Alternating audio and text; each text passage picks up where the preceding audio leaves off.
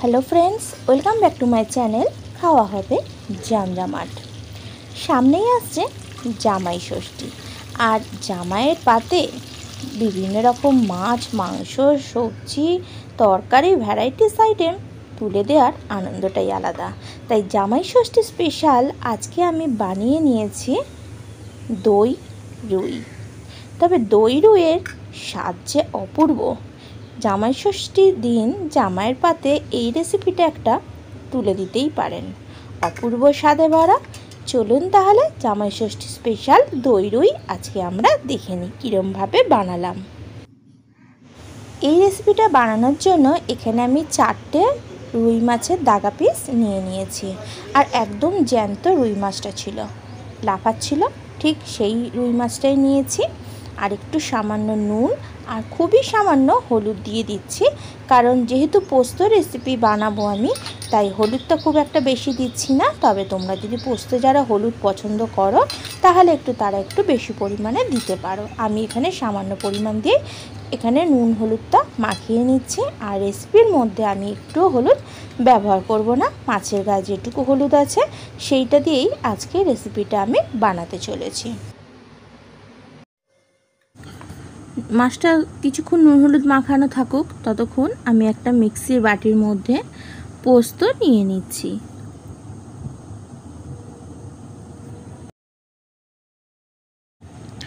এখানে 6 চামচ মতন পোস্ত নিয়ে নিয়েছি। তোমরা মাছের পরিমাণ হিসাবে পোস্তর পরিমাণটা কম বেশি করে নিও। এটাকে একটু শুকনো গুঁড়ো করে নিচ্ছি। গুঁড়ো করা হয়ে গেছে দেখো। এখন এর মধ্যে দিয়ে দিচ্ছি ঘরে বসানো টক দই 1 চামচ মতন, আর দিয়ে দিচ্ছি কাঁচা পাকা লঙ্কা 2টো। ঝালটা পরিমাণ মতো দিয়ে নেবে, যে যেরকম পছন্দ করো। পোস্ত বাটার সাথে দিয়ে দিচ্ছি একটু নুন, আর তার সাথে দিয়ে দিচ্ছি কিছুটা পরিমাণ জল। তবে খুব বেশি জল দেবো না, অল্প জল দিয়ে পোস্তটাকে একটু ভিজিয়ে রাখছি। আমি বাটার সঙ্গে যদি জলের প্রয়োজন হয় একটু দিয়ে নেব, কারণ বেশি দিলে তখন মিক্সি বাটি দিয়ে পড়ে যেতে পারে। এখন বাটা হয়ে গেছে, আমি এটাকে ঢেলে নিচ্ছি।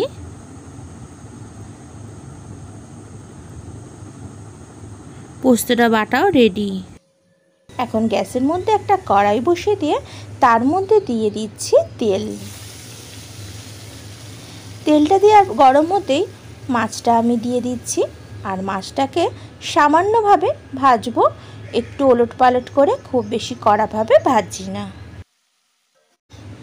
মাছের একটা দিক ভাজা হয়ে যেতেই মাছটাকে এখন উল্টিয়ে দিচ্ছি, অন্য দিকটাও একটু হালকা করে ভেজে নিচ্ছি।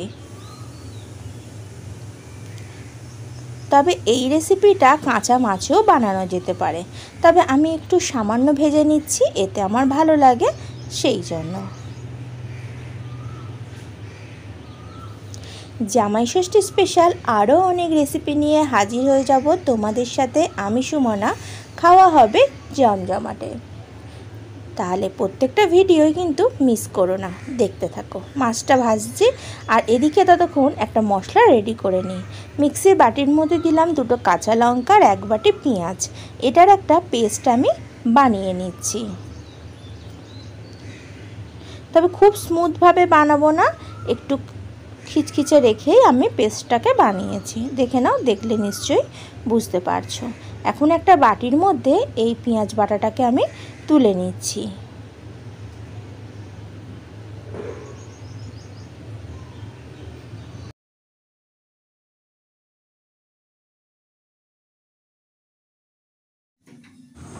মাছটা ভেজে তুলে নেওয়ার পর কড়াইতে যে অবশিষ্ট তেলটা ছিল তার মধ্যে একটু হাতে 1 চামচ মতন কালো জিরে নিয়ে ঘষে নিয়ে দিয়ে দিলাম। আর গ্যাসের ফ্লেমটা এই অবস্থায় একদম লো রেখেছি। আর দিয়ে দিলাম 2টো চেরা কাঁচা লঙ্কা। এখন একটু ভেজে নেব। কাঁচা লঙ্কা আর কালো জিরে থেকে একটা সুন্দর গন্ধ বের হওয়া পর্যন্ত একটু অপেক্ষা করব। এখন একটা গন্ধ সুন্দর বের হচ্ছে, দিয়ে দিচ্ছি 1 বাটি পেঁয়াজ বাটা। পেঁয়াজ বাটাটা একটু ভালো করে ভেজে নেব।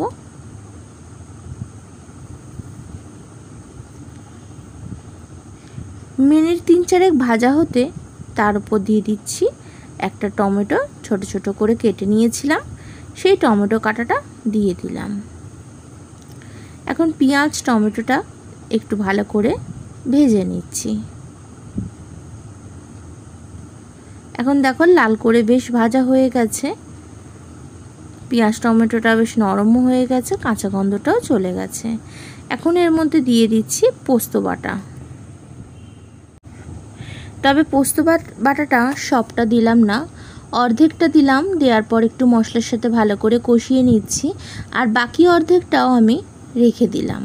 তবে এটাও দেবো, সেটাও তোমাদের সাথে দেখাবো কখন দিচ্ছি, সেই জন্য পুরো ভিডিওটা দেখতে থাকো।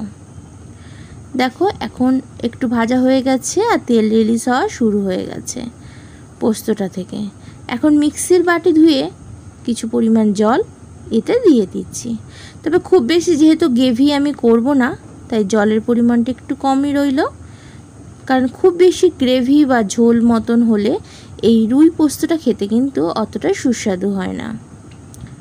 একটু মাখো মাখো এটা বানাবো। এখন বেশ ফুটে উঠেছে গ্রেভিটা, এতে দিয়ে দিচ্ছি সামান্য একটু চিনি স্বাদের অ্যাডজাস্টের জন্য।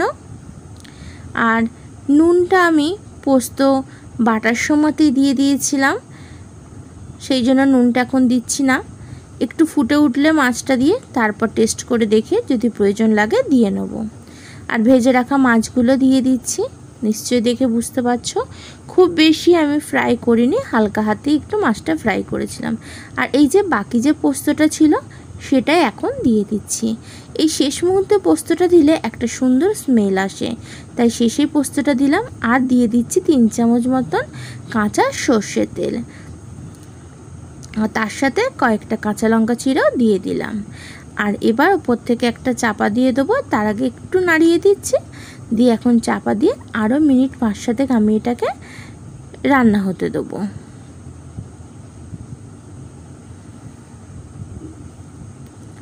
ফিরত আসলাম 5-7 মিনিট পর, একদম রেডি হয়ে গেল আমার আজকে রুই পোস্ত।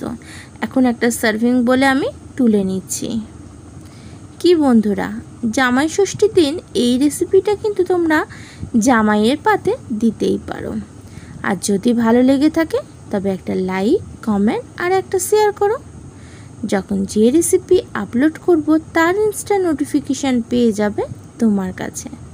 আর নতুন নতুন জামাই ষষ্ঠী স্পেশাল রান্না যদি দেখতে চাও তাহলে তোমাকে অবশ্যই থাকতে হবে খাওয়া হবে জমজমাটের সাথে। ভিডিওটি সম্পূর্ণ দেখার জন্য, খাওয়া হবে জমজমাটের সাথে একটা সুন্দর মুহূর্ত কাটানোর জন্য তোমাকে জানাই অনেক ধন্যবাদ।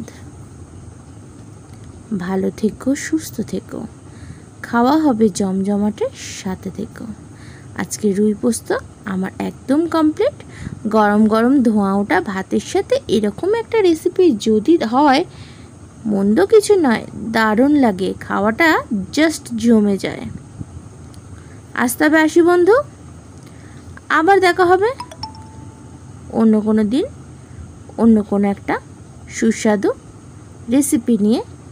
খাওয়া হবে জমজমাটের সাথে।